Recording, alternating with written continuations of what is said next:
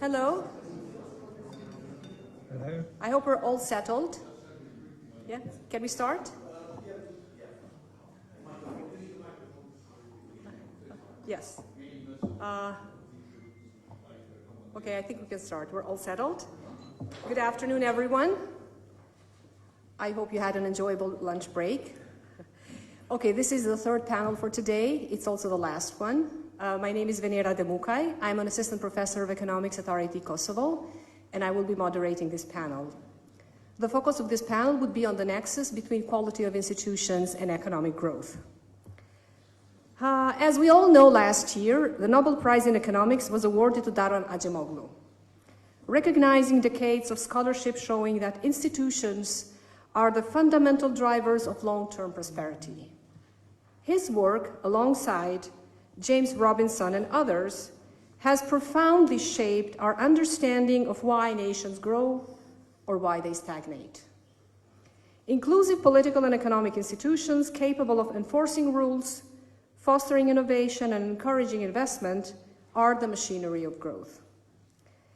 This insight resonates particularly with the topic of this panel, and I would like to take cue from the Riinvest Institute's latest report, Navigating Kosovo's Economic Path.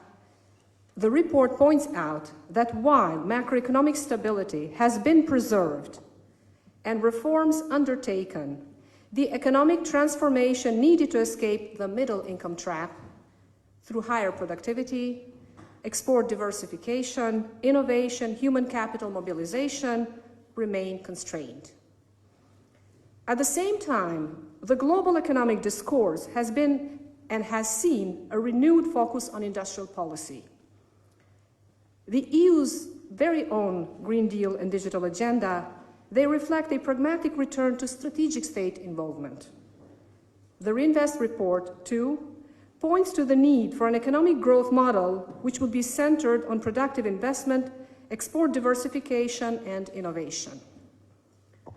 For Kosovo, the challenge is clear. How can it escape the middle income trap? By combining institutional reform with smart industrial policy. And how can this strategy be aligned with EU integration agenda? To discuss these questions, we are joined by a panel of distinguished scholars who bring deep expertise in economics, governance, institutional development across the region.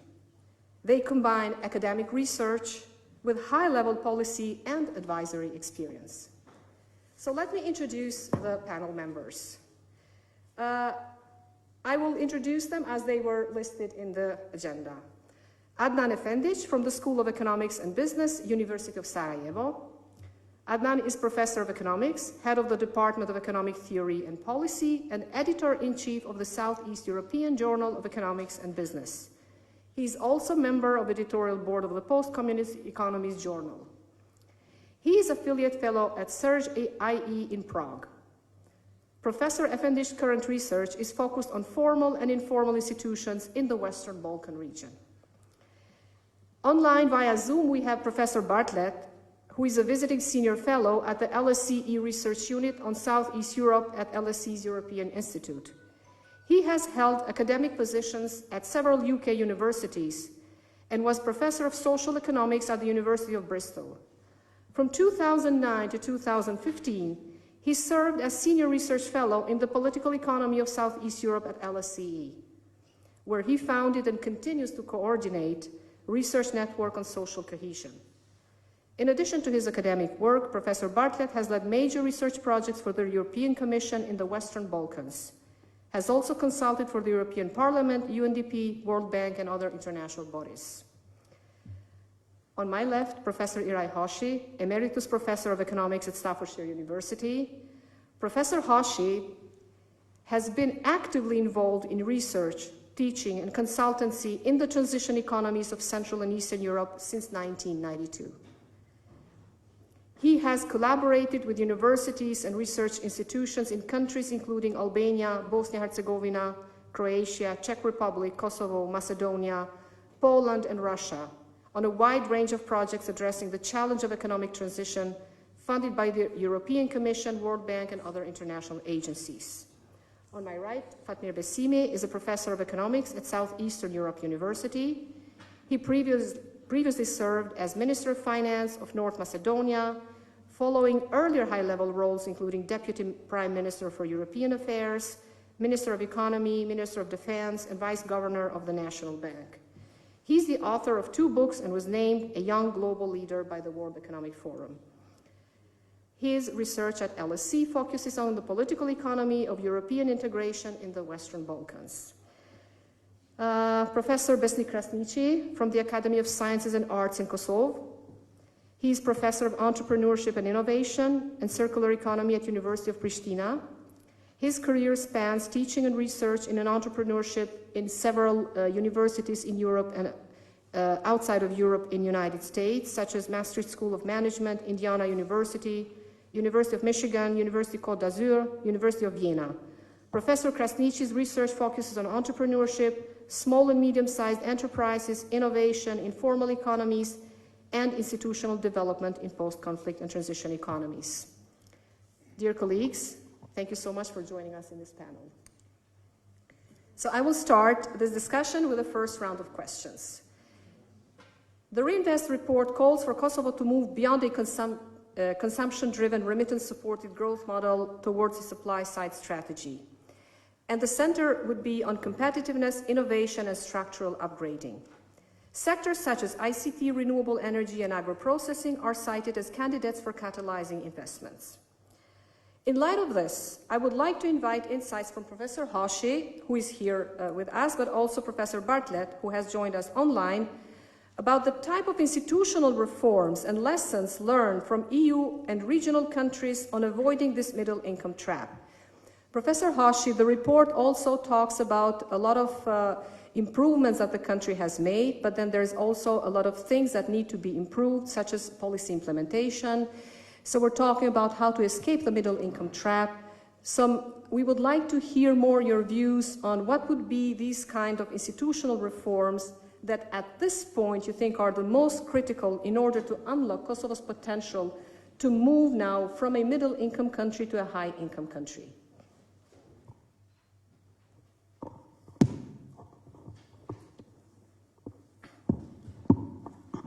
Thank you very much for your introduction, Venera. And I'd like to thank Riinvest colleagues for inviting me to this very important conference, and also repeat my congratulations to 30 years of hard work and good work in Kosovo.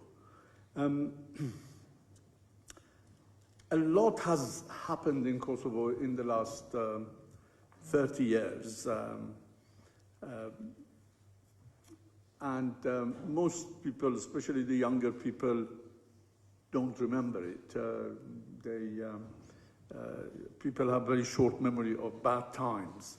But I first came to Kosovo in 1999, and we were unable to go to certain places because there were mines there still. And from that position to today, where we have a modern economy and modern society, we have come a long way. And we must not forget the progress that has been made. I mean, it was made clear in the report that there has been a lot of progress. But at the same time, people need or want to see faster change and faster movement towards a normal life. And so the significant improvements have been made. There's regulatory arrangements in place. There is independent regulators. There is independent judiciary. There is press freedom. There is contract enforcement. All of these exist in Kosovo, but not quite as well established as one would like to. And many of these achievements seem to be easily reverting back.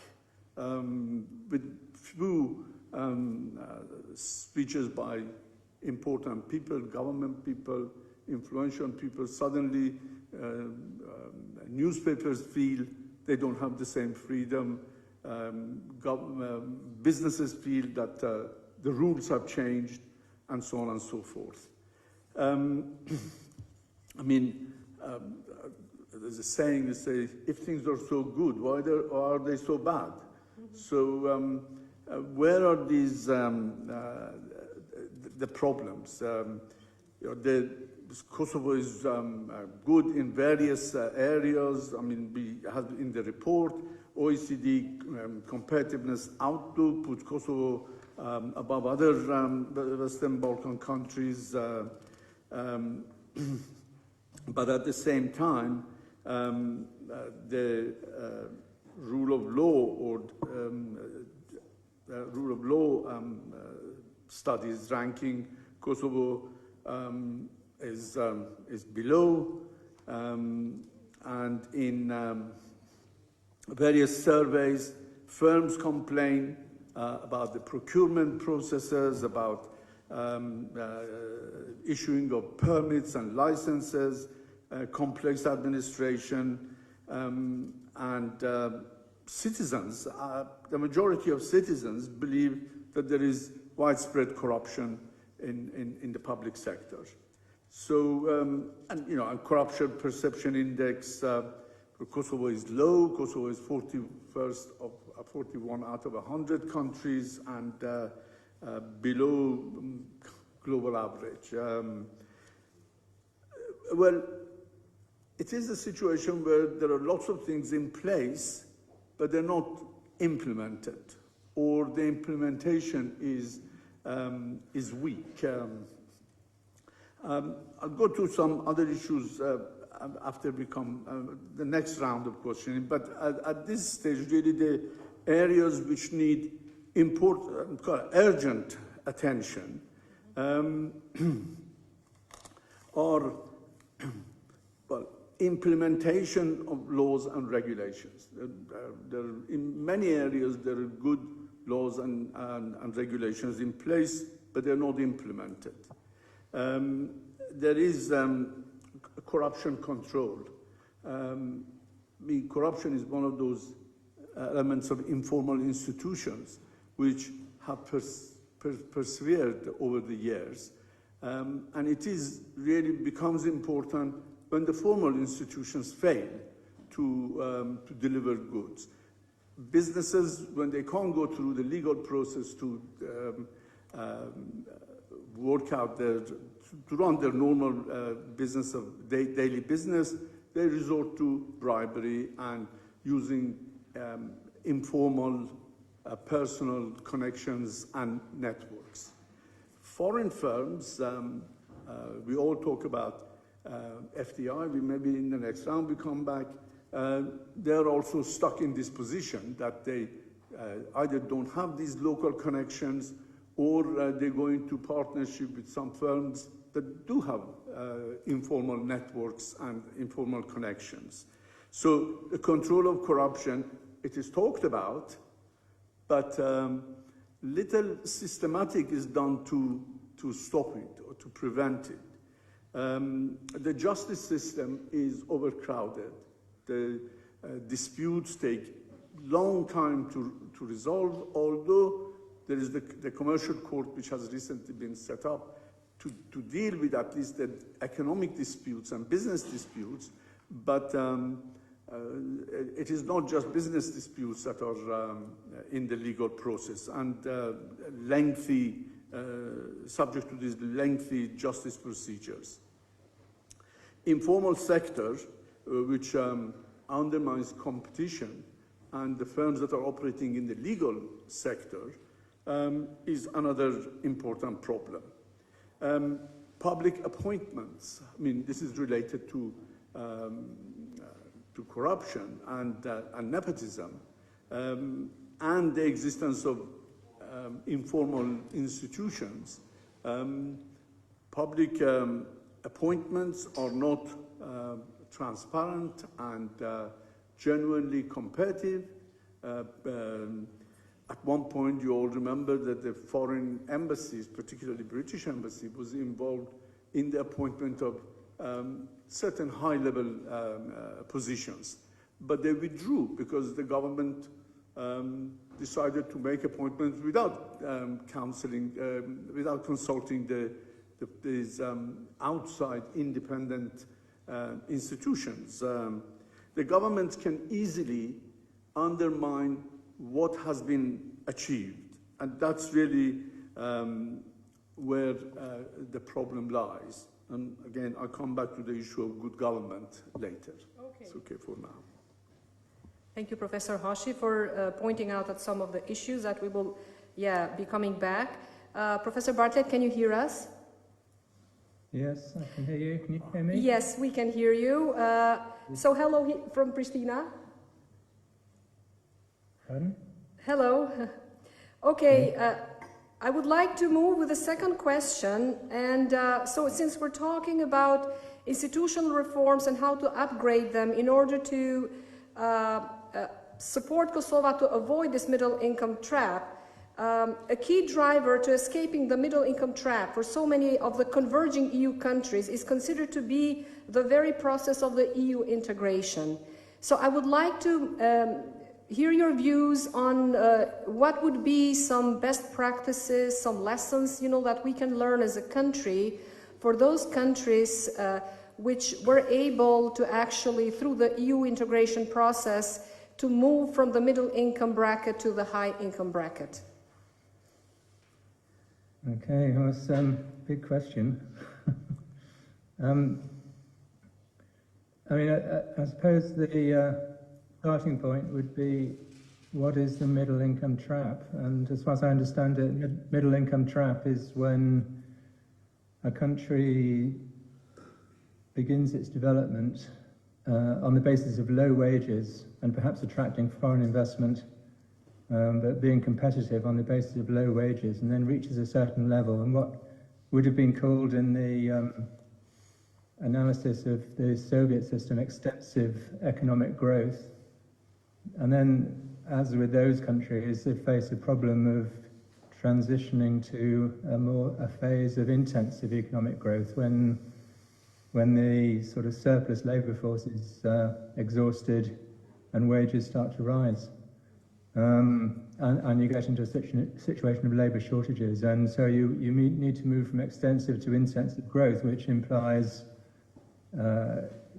innovation and new technologies and all these sorts of things to raise the productivity, which is what Jeffrey Pugh was talking about this morning, how to raise productivity. And I mean, well, the first thing is, is Kosovo in this situation of having exhausted its labour surplus and reaching a point of labour shortages and skill shortages and so on? Well, I mean, maybe Kosovo is not quite there yet. I think in many of the Western Balkan countries there are skills shortages beginning to emerge, but unemployment rates are still high. You mentioned earlier that the labour participation rate is very low in Kosovo, especially female labour participation rate.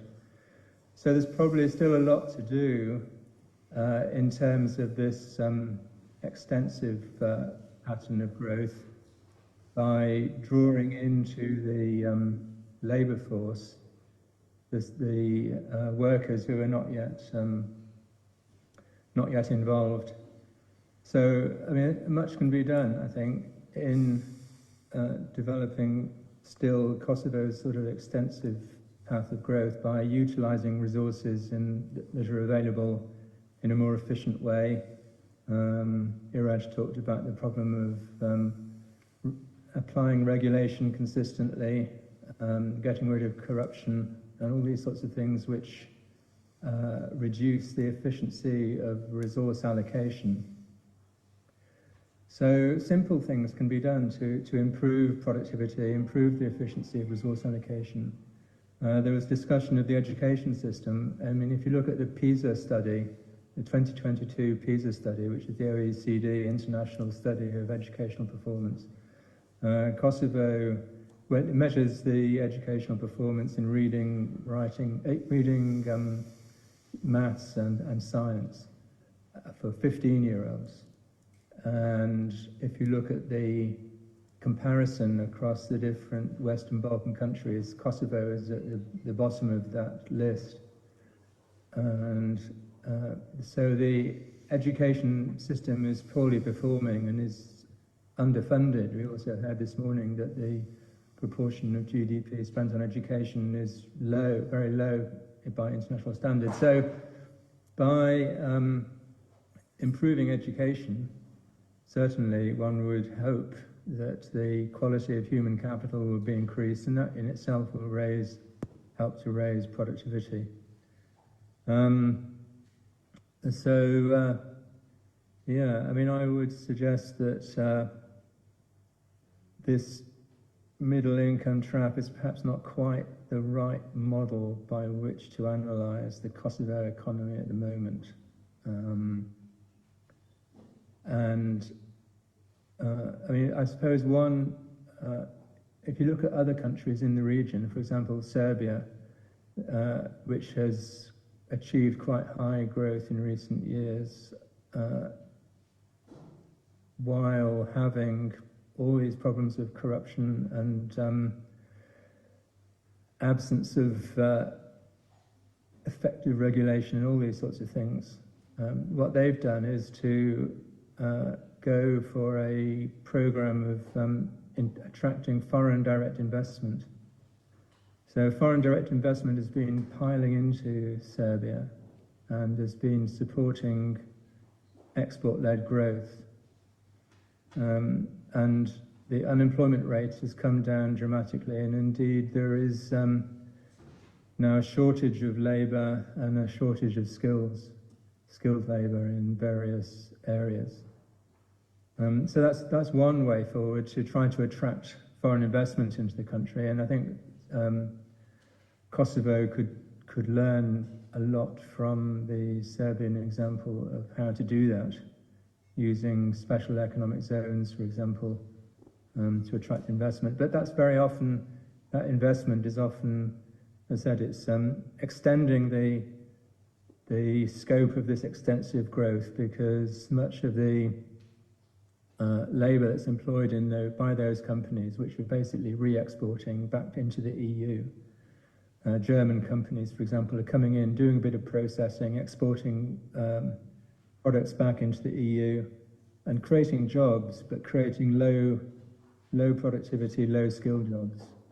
As I said, it's had a big inroad on unemployment, but it certainly isn't moving from extensive to intensive growth. It's not overcoming that, if you want to call it, the middle income trap. But it's not really a trap, because you can still get a lot of growth out of that approach. That's one thing. You could go for a policy, an approach, a development approach based on foreign direct investment and low-skilled labour, bringing into the labour market all those labour resources which are currently underused. And the alternative approach is not to go for foreign direct investment. Perhaps foreign direct investment is mainly going to other countries at the moment. Perhaps foreign direct investment is not attracted to Kosovo because of political risks and things like that. So the other way is through, as I think I would support the idea of Geoffrey Pugh, developing human capital, upskilling the labour force, developing a more qualified and better educated labour force, trying to raise those PISA scores up to the level of at least the average in the region, perhaps further, and developing the domestic economy, whether it's in industry or services, on the basis of SMEs, small businesses, small and medium-sized enterprises, indigenous entrepreneurship, that sort of thing. So having a more domestic approach to development rather than relying on foreign investment. I mean, I think foreign investment itself is a sort of potential trap, because those foreign investors are coming into a country in order to seek out low wage costs, And of course, as soon as the wage costs rise, as they're starting to do in Serbia, then those companies, those foreign investors, will start to leave the country in search of more profitable opportunities elsewhere, for example, perhaps in Ethiopia or somewhere like that. So it's not really a very sustainable approach, and I think a much more sustainable approach for Kosovo would be to develop indigenous resources, indigenous labour force, by improving the public expenditure on education, health, and other public services, which will raise the quality of human capital and distribute the benefits of growth more widely amongst the population than a policy of relying on foreign investment. So that's my thoughts on the matter. Thank you, Professor Bartlett. So the focus then is on human capital development. You also mentioned public expenditure to invest in human capital. So I would like to actually move to Professor Besimi, because he's, apart from his academic background, he's also hold very high positions also as a Minister of Economy. So given Kosovo's solid fiscal baseline, according to you, how can then we transform this fiscal prudence into a developmental fiscal governance in order to tackle these issues that are raised by the panelists, but also in the report? Yeah, thank you, Professor Demuke. Before I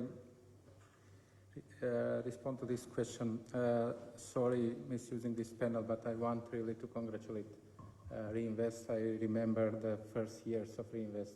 I was just finished my bachelor's studies in Skopje. Then they were on this crisis in Kosovo conflict. There were a lot of enthusiasm among them to bring where is Institute today, but much more what Kosovo did meanwhile. So congratulations to all of them, and thank you for inviting. I met a lot of friends from Staffordshire University and a professor, so it's great. Sorry for this, but I wanted to say that really this is something that we should appreciate. This is an asset for Kosovo and the region. And if I can just interject here, we're all linked to Riinvest Institute. I mean, I used to say this is my, when you come to your old house. Good. So I think we have the same feeling. Yeah, we have. Thanks. I'm really pleased to be here. I will try to share with you some of my experience, and also from this what we do from the academic point of view. Actually, as the panel is about the institution and economic growth, and here it's also the fiscal policy. When you look at the numbers and you go to a doctor and you have some temperature and he checks the data first, you see the fiscal prudency all the way in Kosovo, the lowest fiscal deficit, the lowest public debt. So at the end you ask, what is this for? What does this serve for growth? And I think it's good that it's there, because on the other side, if you can use these tools, it means you have to have strong institutions, the credibility. And this is probably how it came to this, and also when you have the currency on the other side and monetary policy, which is not in our side. But this is what actually in these academic papers called borrowing the credibility. And institutionalize some of the policies. And here on the fiscal policy, what is left, I will come to the institutional part according to the time how we have. But you see on the structure inside, if you look the global figures, you see low deficit, prudent fiscal balance, and you see where the money goes for. The wage bill is similar to the region, but probably because of the history, you have these social benefits are lower than the average of the region. And then again, the capital expenditure there, which is just below the average of the region. And when you look, and I'm comparing the region, but if you compare the region with developed countries, you see that the region is not really performing on these figures, as you called it earlier, middle income trap. So we are looking for growth. So where is this that we can, the region and Kosovo, especially it's the case of this conference, It is the perspective, it is what we are probably tomorrow, there will be, I didn't see in the agenda today, but it comes with institutional work, that's the leadership. This is where people build institutions. This is where they take the processes forward. It is important when we talk about this, especially when you have to take reforms and take the responsibility. You recall to the Nobel Prize winners, and actually when they mention about the institution, they explain also the leadership. Why these countries failed? Because they didn't have the credibility, the leadership and the institutions were weak and they didn't have the credibility. No one trusted them because they knew after the election or whatever is the process, they will fail again or will cheat again. So in Kosovo case, in terms of the fiscal prudency, I think working on the further, what we did in North Macedonia is we established with the law this fiscal council. Now Kosovo doesn't have that problem with fiscal balances, but it's important to have to institutionalize it. It helps the public debate about fiscal policies, and also important to work on the structure. To introduce midterm planning for the budget, which is important part, implementation of this, and an inclusiveness of the process of the budget planning, introducing these KPI indexes, input, output, and outcome indexes. So the debate in the parliament goes on these issues, on the policies. So, I mean, Šiponia mentioned earlier on and also from Vienna about the quality where we spend, not only the quantity. And this is where it comes to. Institutional debate, policy makers, decision makers. You nurture the debate. You put the light where you want to. And this is the policy debate, the quality debate. So this is what on the fiscal policy can be also another recommendation for the next coming government in Kosovo.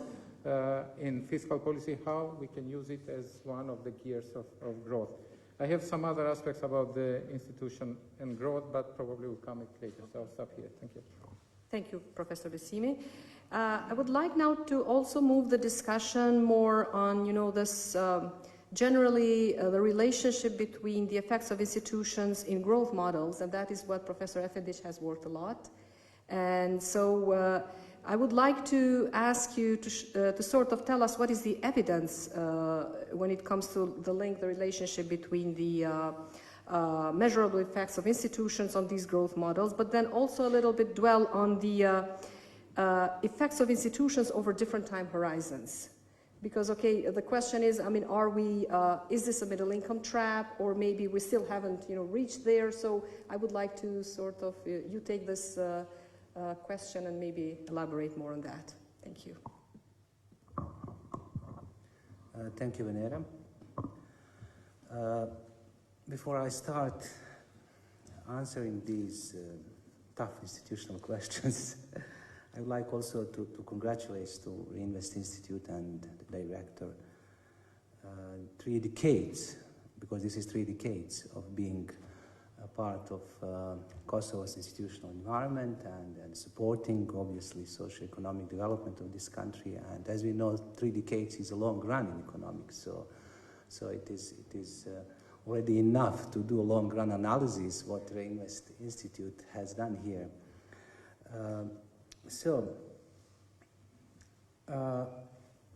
It is quite common or understandable to say that institutions affect economic growth, and as Easterly pointed at in one article, over 50 sources of economic growth are identified in the literature which are robust, and institutions are one of them. So I think everyone agrees that institutions are important for economic growth. And the next question is how important, because as economists we want to know, we want to measure stuff. Fortunately, we have had, let's say, enough contribution even here in the context of measuring institutions, because we measure quality or efficiency of institutions today, in the context of putting institutions into growth model and measuring their effect on economic growth. So we can find a lot of empirical evidence, a lot of theoretical evidence, and I'm also happy that we have sort of policy approval, which happened last year when the Nobel Prize Award was given to Acemoglu, Johnson, and Robinson for their contribution in institutional economics. So all agree that institutions do matter, and the question is what is their effect actually on economic growth? When you look the literature, transition, non-transition, Western Balkan literature, you can find quite heterogeneous results, and sometimes even the findings which are different. So that triggered actually my attention, because I did my PhD from institutional economics, and thanks to my supervisor who is here, we decided to investigate this empirical literature and to see what will be so-called authentic empirical effect of institutions on economic growth. Because when we have a lot of studies, that sometimes we are confused about this effect, and we really did the first meta-regression analysis in the field of institutional economics. And I do remember that we included the 52 empirical studies, all studies that existed at that moment, trying to see, let's say, what is the effect size of institutions on economic growth.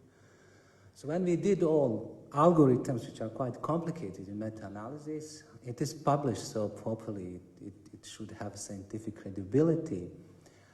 The quantitative effect of institutions on economic outcomes in terms of partial correlations, which was identified in these studies and which was statistically stable, is 0.4, or 40%. That's a very strong effect.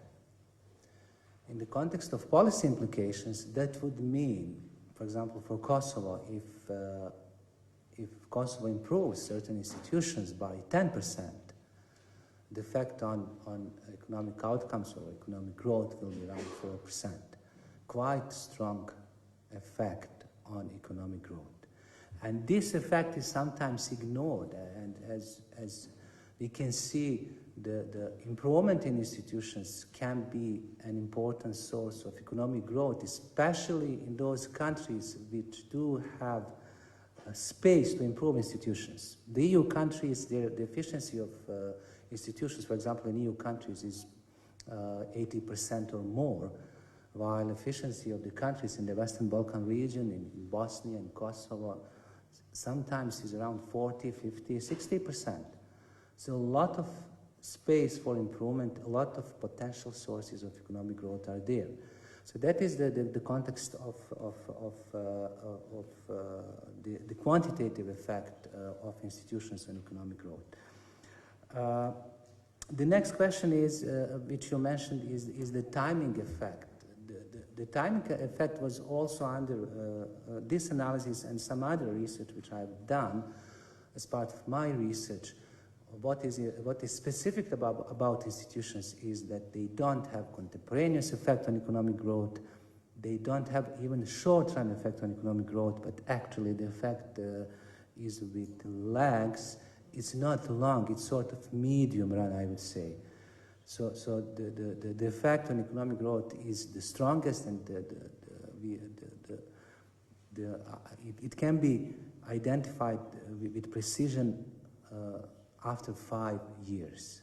So it takes around 5 years when we get some institutional improvements that they are really transferred into economic growth, which partly explains why there is a lack of interest by policymakers to sometimes conduct serious institutional reforms. They don't know about these findings, but actually they feel it. Because as you can see, the effect goes beyond the electoral cycle, which is typically 4 years. So they prefer to do policies which will have the effect within the electoral cycle. So that is something which is specific about institutional effect. And probably I was thinking on my feet right now, it might be associated to the context of middle income trap, because 5 years difference is something obviously which should be taken into account, and probably sometimes we are putting too much pressure on this trap, but sometimes it simply takes time. It needs some time that some reforms are transferred into the economic growth. And finally, in any institutional environment, I mean, this is what Daron Acemoglu was researching, and he was trying to set up a model of institutional change, because every time we have forces which are interested to keep institutions as they are, we have forces which are interested for changes. So there is a tension between persistence and change in institutions. So he was trying to make a model which will explain this tension, this link, this challenge, this problem which we have in reality, but to my knowledge this hasn't been sorted out. So this is something which we all the time have within our institutional environments, tensions for change and persistence, and of course political environment, geopolitical context can make some changes in this respect, but this is also something which is important to address. Finally, the issue of implementation, which Professor Hashi mentioned, is very important. Sometimes we do have good institutions on the paper, good rules of the game, which are not implemented, which are then empty shelves. They don't mean anything. That is something which is really specific also to this region, and this is something which we can discuss probably later on if you want. So thank you. Thank you so much, Professor Efendic, also for pointing out about the really significant effect of institutions on economic growth, but also about the issue of the time lag, so that it's going to take some time to see the effects.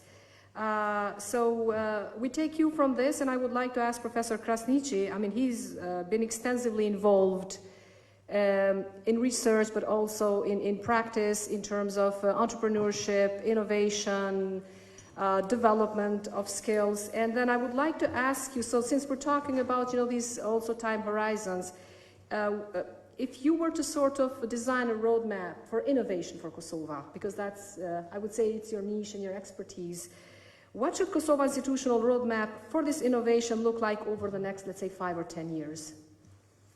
Okay, thank you, Venera, and thank you, Riinvest, for bringing us in this truly international forum for discussing some important issues in institutional theory, institutional policy, and so on.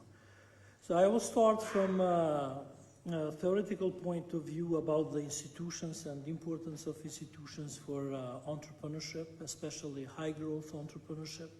This is an ongoing debate since decades ago when one of the greatest economists of American economists, William Baumol, produced a paper on theory of entrepreneurship, productive, unproductive, and destructive, which basically frames institutions as important devices that create incentives for society, for behavior, for entrepreneurs to channel into different types of entrepreneurship. There is ongoing debate also in Europe. I recently was listening to a debate even in the European Parliament about the discussion why Europe doesn't have big companies, unicorn, or fast-growing companies like Google, Amazon, or Tesla, and so on. So even between countries with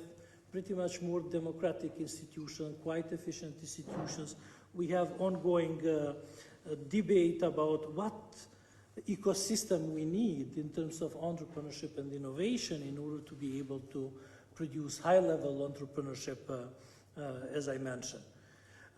In Kosovo, since I started, I will just draw back a bit attention. Since I started to work at Riinvest, one of my first roles was to take part in a Riinvest SME survey.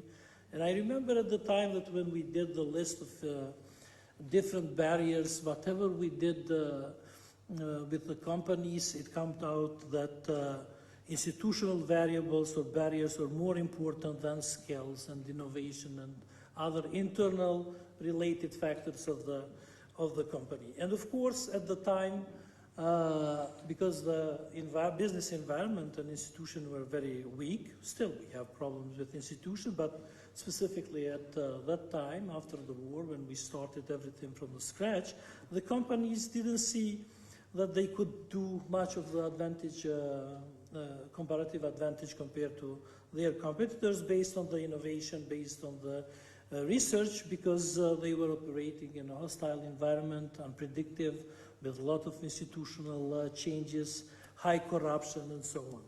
And according to the institutional theory, of course, with evolving of the private sector, becoming more complex relationships between companies, the need that those companies require more advanced institutions in order to support building these relationships, especially if we are at the stage that our companies and SMEs now are looking for foreign markets, building relationships with other companies, and the need for more formalized way of doing business and creating these supporting institutions like intellectual property rights system, contracts, efficiency of government in conducting policies, licensing, and even government trust, which is very important for any kind of institutional development. Because if there is no institutional trust, so entrepreneurs will become more risk averse, and of course will not make investment, and we will not have full potential exploited. I would point out especially speed of institutional reform, which is very important, especially in terms of the interaction between formal and informal institutions.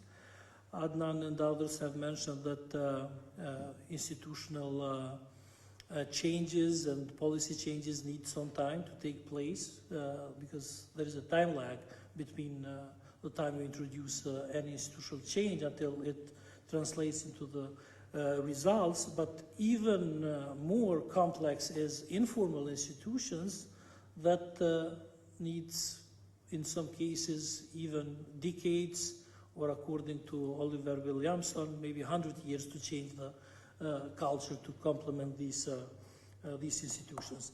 Now, going back to the institutional setup in Kosovo and how we could promote innovation, and maybe discussing some of the findings that Riinvest Institute produced in the report on changing this model of economic growth from consumption-driven or migration-driven consumption model of economic growth.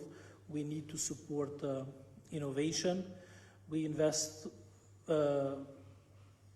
very small percentage of GDP in education and research, is 0.1 to 0.2% of GDP, and then we have 0.5 in Western Balkans and 1.7 in European Union.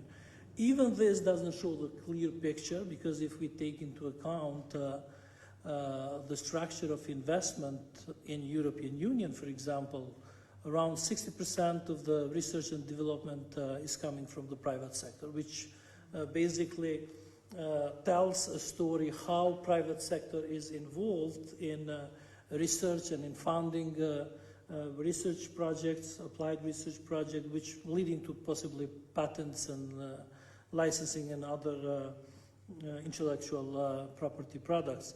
So we need to change the system because we lack institution. I did one policy study where I was analyzing the institutional setup of innovation, and when we see in terms of the institutions, I divided it into a macro, meso level and micro level institutional setup. We have the micro level when we have the laws and the regulation, which pretty much works quite well in Kosovo with all these strategic documents that have been approved. In all government documents, there's a clear evidence that we need innovation, we need education, we need skills to support innovative firms. But when it comes to the meso effect, for example, national supporting institutions that could translate these policy level and vision for innovation into something which could be translated in terms of practical results of the private sector in gaining competitive advantage through innovative products. We don't have that, and this is a missing link because we still have companies that do well in some aspects in innovation, especially in ICT. We have maybe problems with universities and other research performers, as we call, but this missing link, national fund, is very important, and it's missing. Also, government declared that they will invest, at least it was a plan for 60 million euros initially, but the fund still is not in place, and I cannot see that it will happen in the near future. On the other hand, despite the funding that is very important, and I see this importance mainly in terms of building absorption capacities or building capabilities of these firms to absorb those funds from the government or government contracts that are based on research, but also regionally, because there are a lot of funds in the region or projects like Horizon that Kosovo is not performing well. So the initial phase would be to increase these capacities of local firms. And coming back, increasing this potential of SMEs would put Kosovo private sector in another level.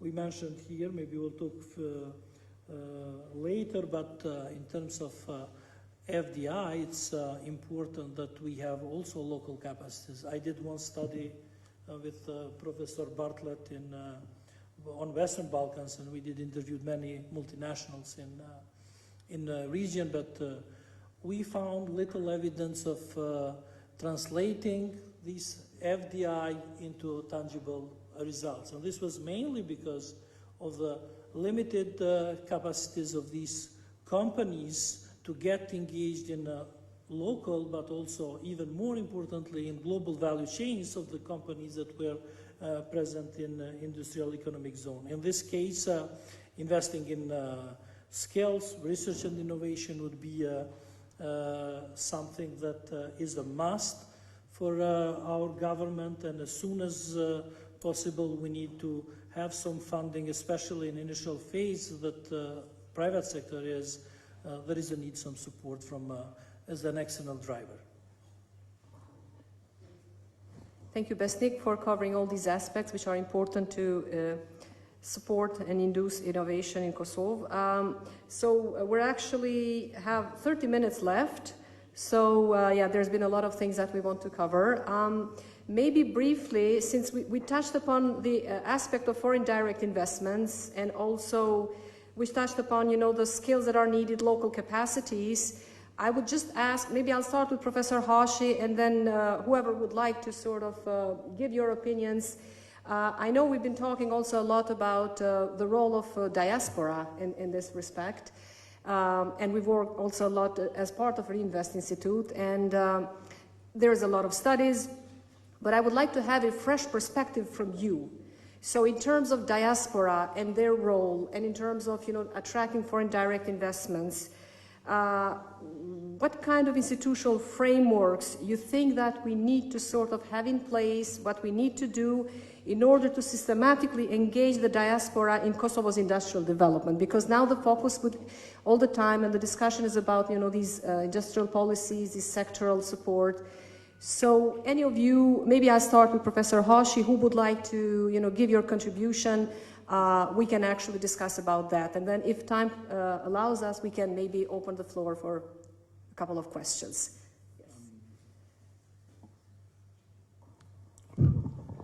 Thank you, Venera. I'll try to be quick. I'd like to make just a couple of points. Firstly, FDI and the importance of foreign direct investment. This has been very important in all transition economies, and no doubt a major factor. In Kosovo, it hasn't been a major factor. There are very few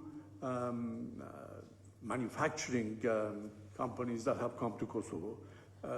You know, the first 6 months after the transition began in Poland, major brewing companies came and bought the Polish beer companies. In Croatia, the same thing.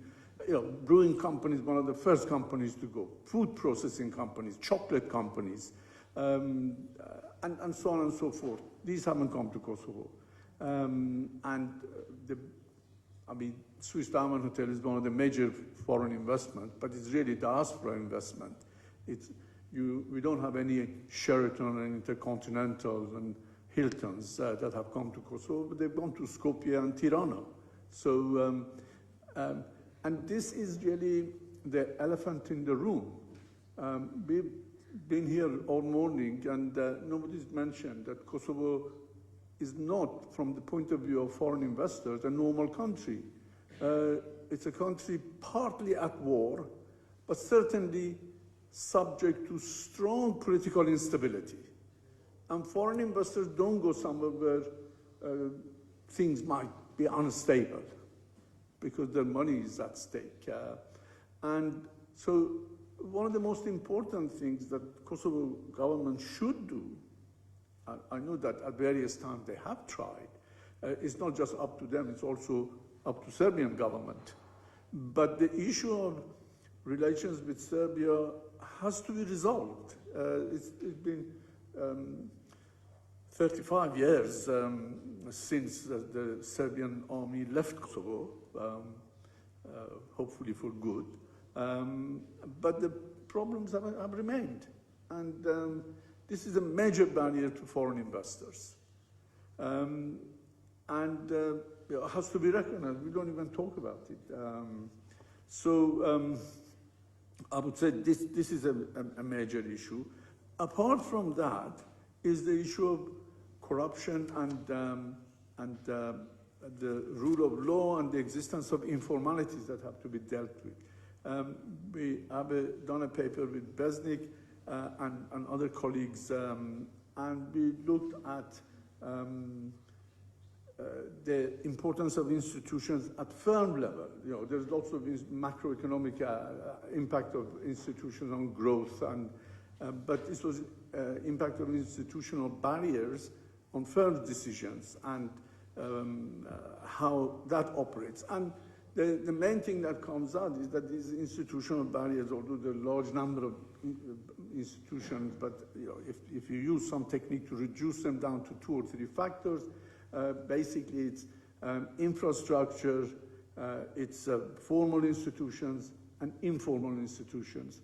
And interestingly, the companies' shareholding, the foreign companies' shareholding in transition economies depends very strongly on both formal and informal institutions, with opposite signs, strangely, because when formal institutions don't work, firms resort to informal institutions.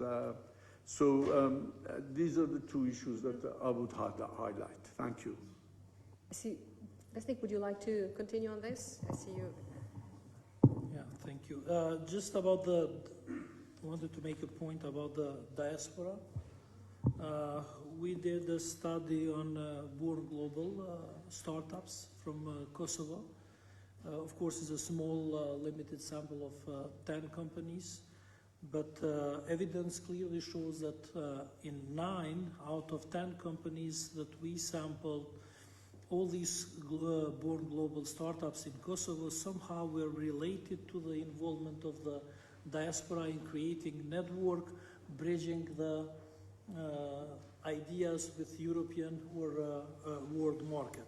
So it's very important to design institutions that could support this relationship between those diaspora. And the second, I just read a paper that for Albania, which says that one of the main responsible factors for migration in Albania currently is corruption. So perception of corruption is one of the key factors that drives migration. And the second, there is evidence that we don't see much brain gain in terms of the numbers, but I would go beyond these numbers from the policy perspective. It's not just about the numbers, how many people return to Kosovo.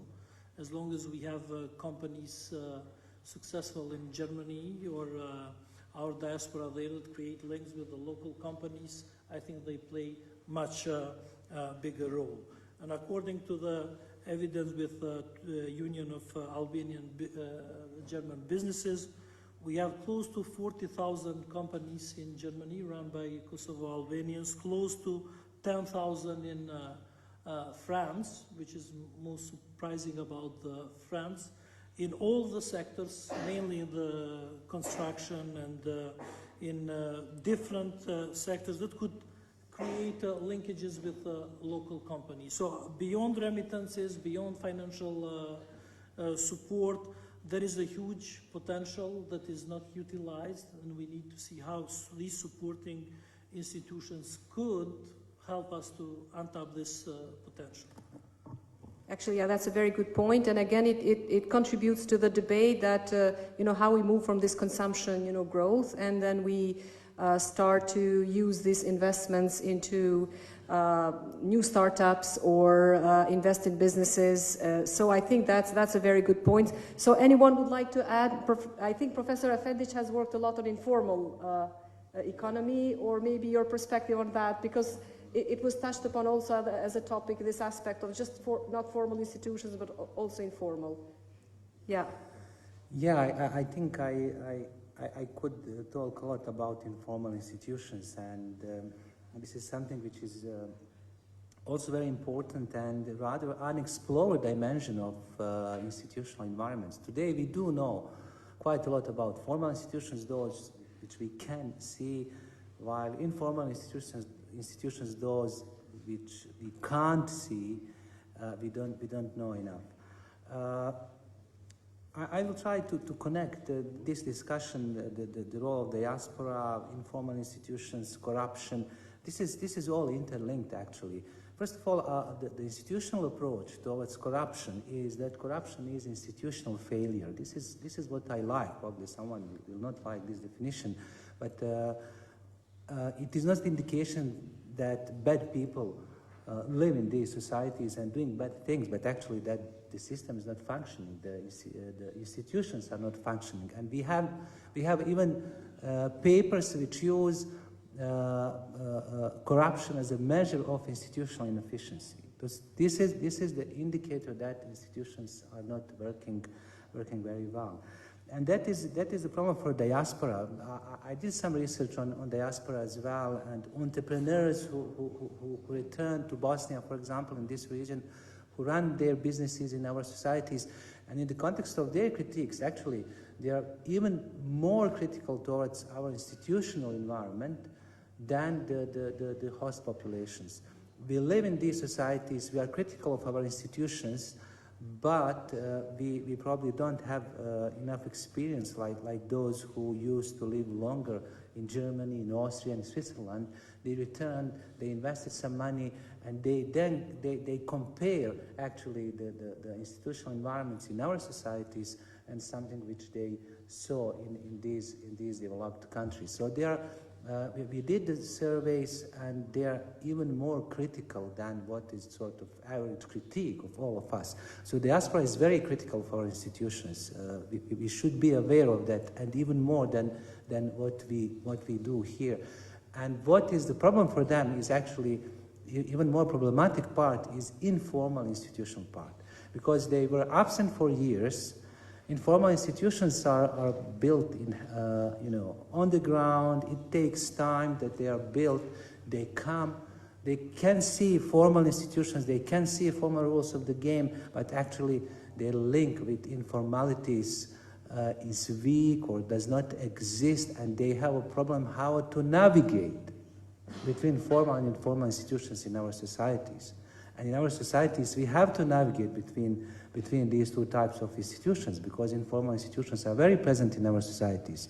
I will present tomorrow results from a survey, because I was involved in one project focused only on informal institutions. That was Horizon project.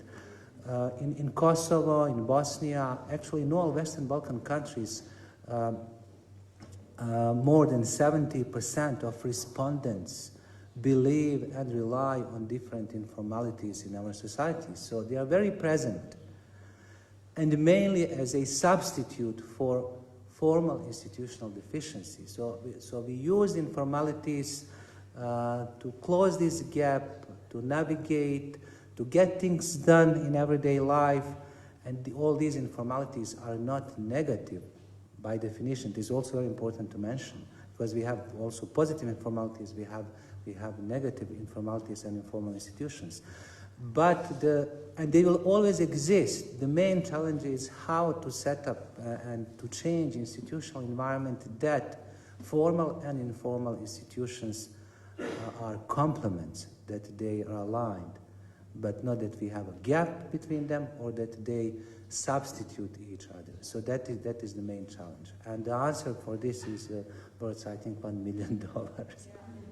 It is. At least we're trying to sort of gather some, as I said, fresh perspective, because all the time we discuss about these issues.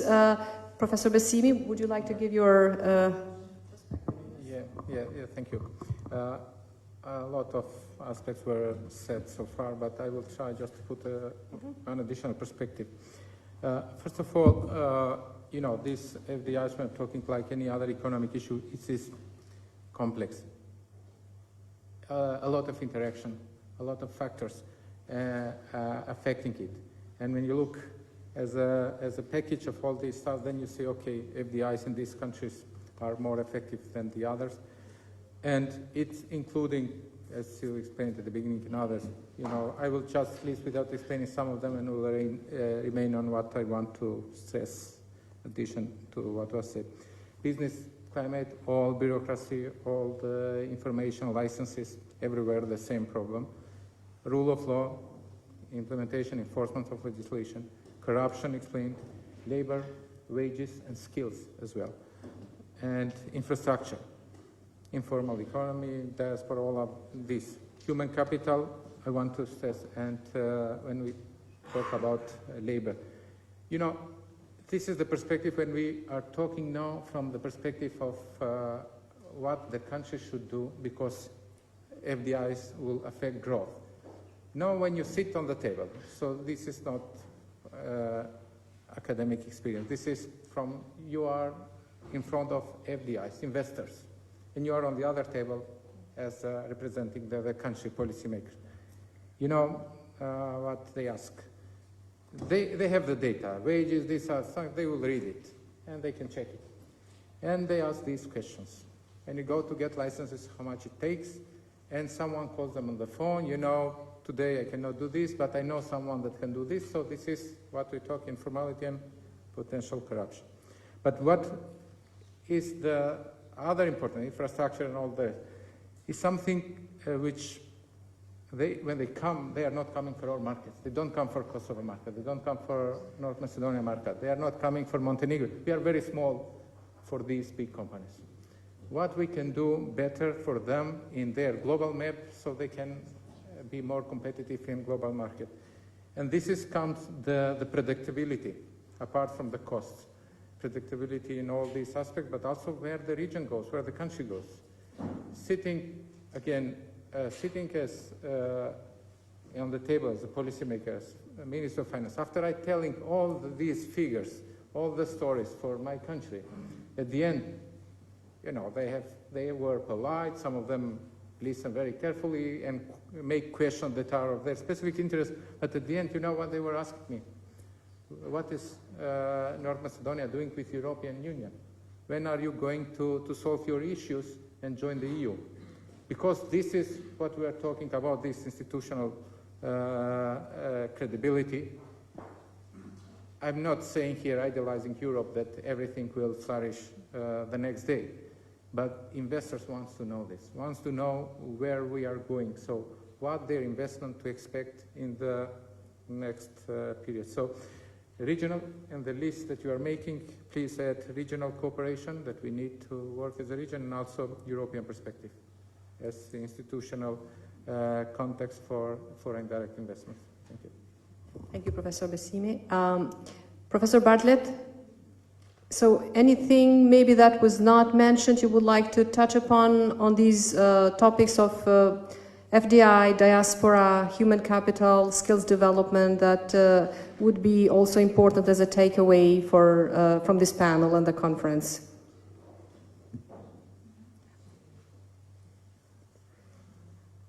We cannot hear you. Can you please check whether you're on mute? Okay, yeah. I think that's, yeah. You can hear me now. Yeah. Yeah, I mean, I found the discussion very interesting and covered a wide range. I think what is sort of needed is a bit more coherence, perhaps, in terms of the theoretical background of the relationships between institutions and economic growth. And you mentioned the work of Asimov and Robinson on extractive and inclusive institutions right at the beginning. But we didn't hear much of that in the discussion. And so perhaps we could, you know, there's not time, but we could easily talk much more about that.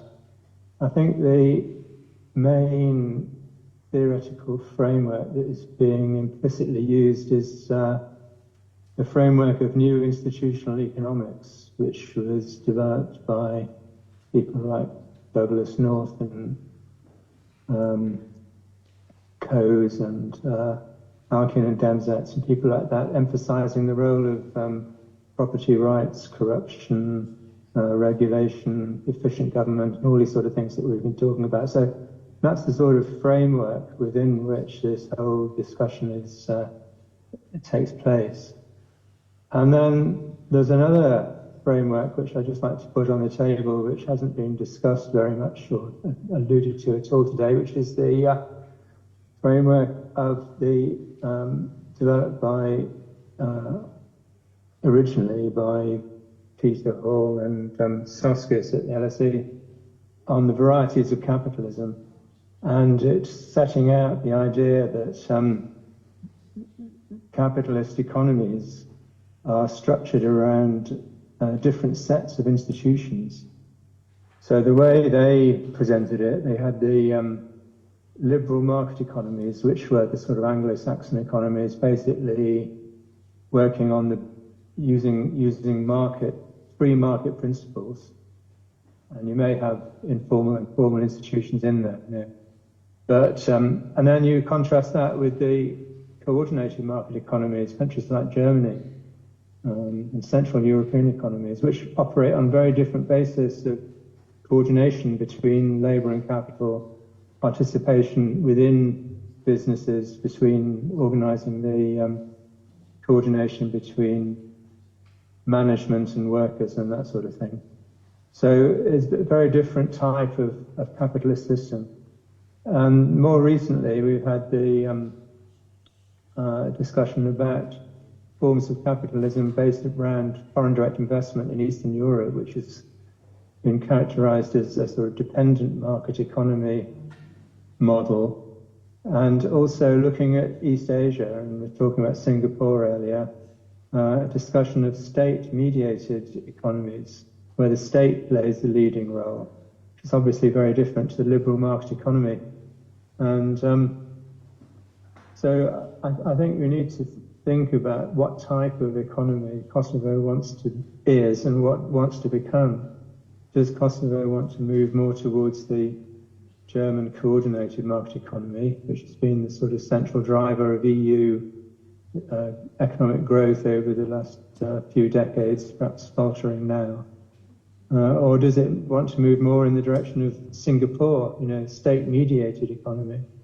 I mean, you have to take into account that Singapore is a fairly authoritarian political system, and that's one very big jump from where Kosovo is at the moment.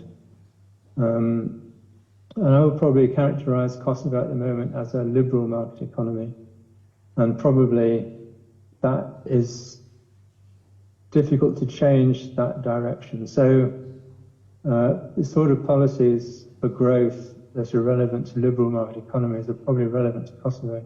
The sort of policies for growth that are relevant to state-mediated economies such as Singapore are probably not so relevant to Kosovo.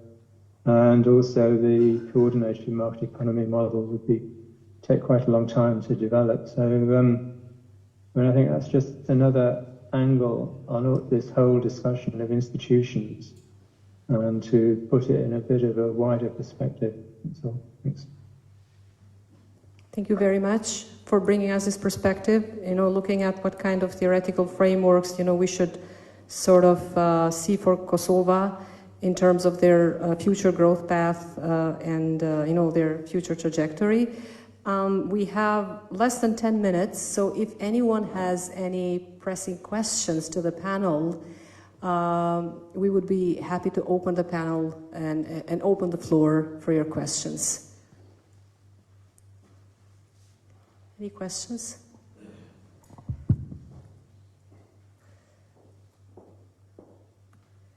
So it seems that there's been maybe 3 panels, and I guess we need to wrap up.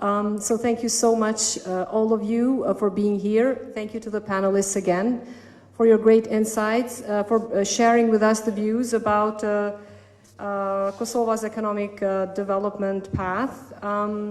This was very insightful. This was very also informative. Okay.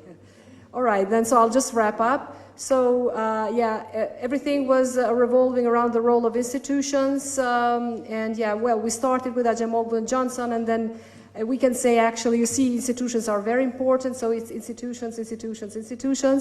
I hope this will serve as a kind of new perspective, some maybe new things to ponder about when it comes to all these million-dollar questions that Anand was referring to. So thank you so much. I really enjoyed discussing with you, and thank you also to the panel for being here.